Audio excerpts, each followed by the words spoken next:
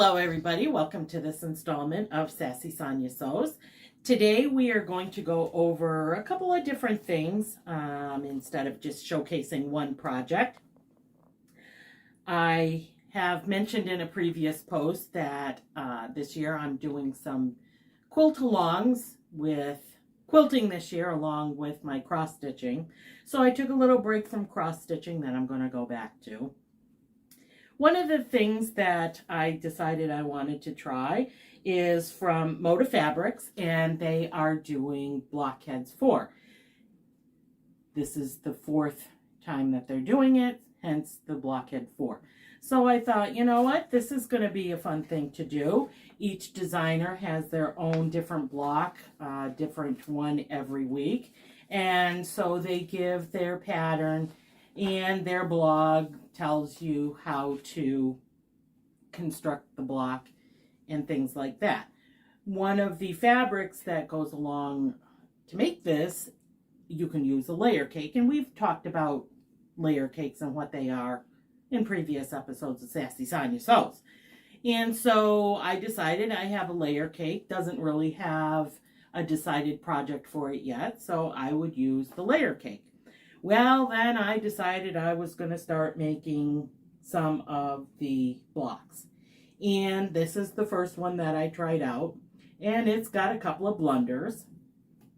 And then this was the second one that I tried out. And it actually turned out, I think, the way that it should have. Other than the fact that they're supposed to measure 9.5 inches square, and this one is not 9.5 inches. It's 9 and something by 9 and something. And then there was this block, and there were blunders with this block. So I decided that after having to cut the fabric 3 separate times for this block, that maybe the Moda Blockheads was not for me. So, I am no longer doing the quilt along for Moda Blockheads, and I am going to probably turn these 3 blocks into possibly a table runner that I will either use on my own dining room table or wait until there is someone to gift it to. So that is my experience with the Blockheads that we're no longer doing. So they have theirs offered online. These are all free patterns and things like that. So one of the quilt-alongs that I was doing that we will show you the finished product. The top is completed. The whole entire quilt itself is not completed, but the top is completed. And the suggestion is to get 3 yards of a particular fabric. And so when I went to order the fabric, they only had 1.5 yards. Then I had to wait for quite a while for the fabric to come back in stock. And so I decided that I was going to prep the new 1.5 yards that I got a second time.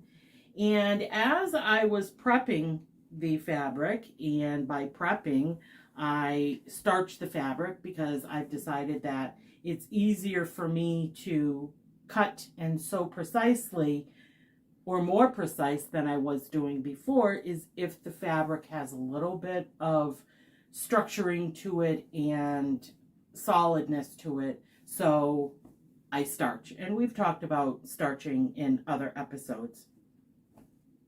So as I was starching, I thought that the fabric had a yellower, almost tea-stained hue to it than my first 1.5 yards. And so I decided that since I had a little bit left, that I was going to compare the two. And if you look at it in just the right kind of light, if I was to use these 2 fabrics together, you would definitely tell that the first original 1.5 yards that I got is a whiter background, as opposed to the other 1.5 yards that I got has a more yellowish kind of hue to the background. So that is where you come into the different dye lots that are used, and you've heard the term dye lot when you're dealing with fabric.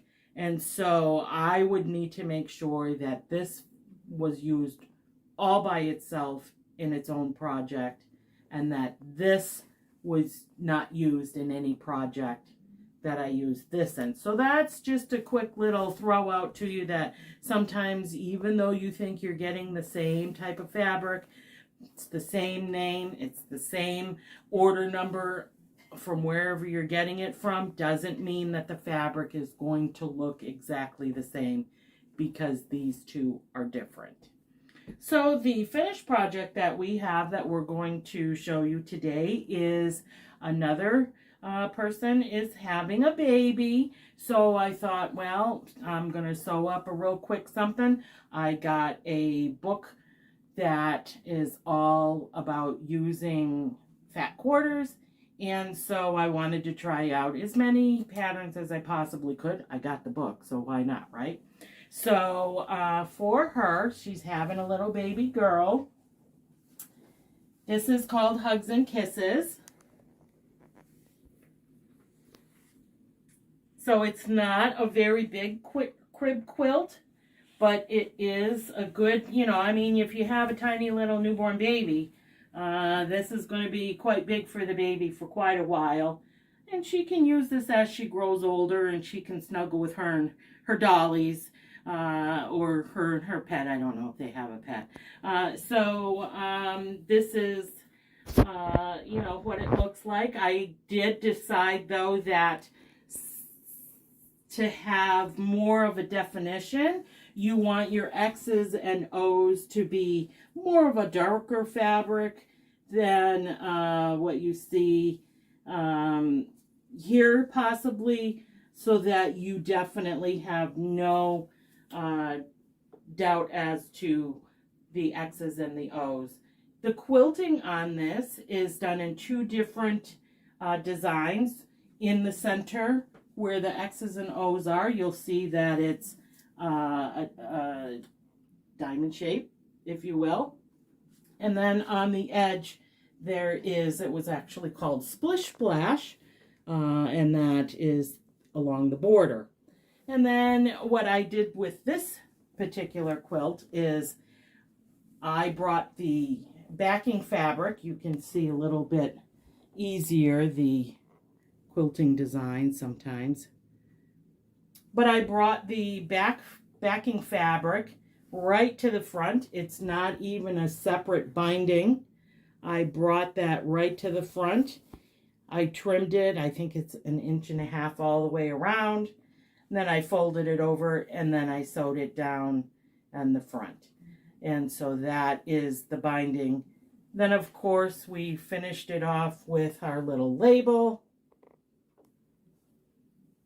and then followed up with a care instruction label. And so that is going to be a gift for a little baby girl that's not here yet. So that's what we have to show you for today. And as always, happy sewing.